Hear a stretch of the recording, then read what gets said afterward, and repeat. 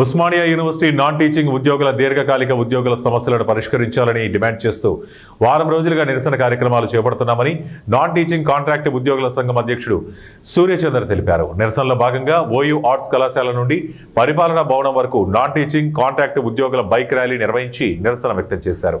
ఈ సందర్భంగా వారు మాట్లాడుతూ దీర్ఘకాలంగా పనిచేస్తున్న నాన్ టీచింగ్ కాంట్రాక్ట్ ఉద్యోగులకు మినిమం టై స్కేల్ ఇవ్వాలని, రిటైర్మెంట్ మరియు మరణించిన కాంట్రాక్ట్ ఉద్యోగులకు కనీసం 5 లక్షల గ్రాడ్యుటీ ఇవ్వాలని డిమాండ్ చేశారు. మీడియా మిత్రులకు నమస్కారాలు. ఈరోజు మేము ఉస్మానియా యూనివర్సిటీలో బైక్ ర్యాలీ నిర్వహించడం జరుగుతుంది. మొన్న అనగా నిన్నటి రోజు మేము బ్లాక్ రిబ్బన్ తోటి నిరసన ర్యాలీ చేయడం జరిగింది. నిరసనగా మేము మా యొక్క ఆందోళన కార్యక్రమం చేయడం జరిగింది.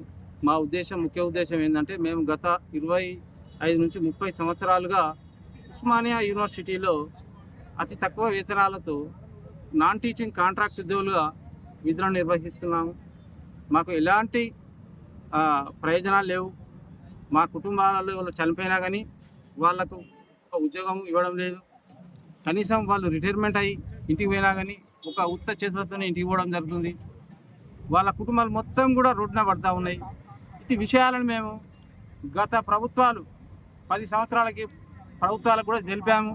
వాళ్ళు రెగ్యులర్ చేస్తా అని చెప్పారు, అయినా కానీ మాట తప్పారు.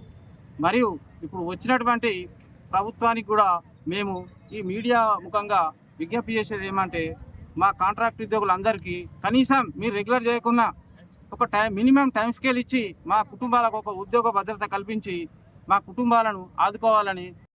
నా పేరు రాగిణి. ఇక్కడ నేను ఉస్మానియా విశ్వవిద్యాలయం లో కామర్స్ విభాగంలో నేను కాంట్రాక్ట్ ఎంప్లాయీని.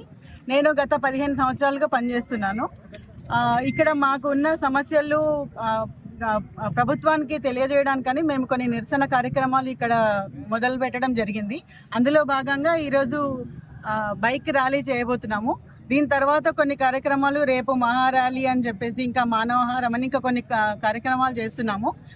అట్లీస్ట్ ఈ కార్యక్రమాలు చేయడం వల్ల అన్న ప్రభుత్వానికి ఏమన్నా మా గురించి, మాకున్న ప్రాబ్లమ్స్ గురించి ప్రభుత్వానికి తెలుస్తుందని చెప్పి మేము అనుకుంటున్నాము. ఇక్కడ ఉన్న వైస్ ఛాన్సలర్ గారు ప్రభుత్వానికి ఏమంటారు అంటే, మాకు వ్యతిరేకంగా లేరు అని మాతో అంటున్నారు.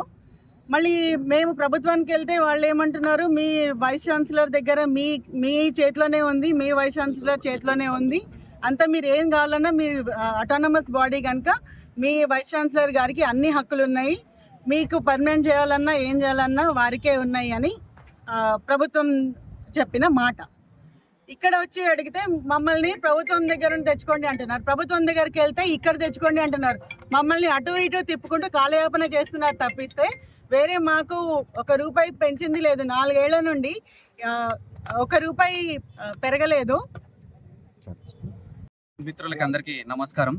ఈరోజు Osmania university non teaching contract ఉద్యోగుల సంఘం తలపెట్టిన బైక్ ర్యాలీ ఇక్కడ ఆర్ట్స్ కాలేజ్ నుంచి మరియు అడ్మినిస్ట్రేషన్ బిల్డింగ్ వరకు ఈ ర్యాలీ ఉండబోతుంది.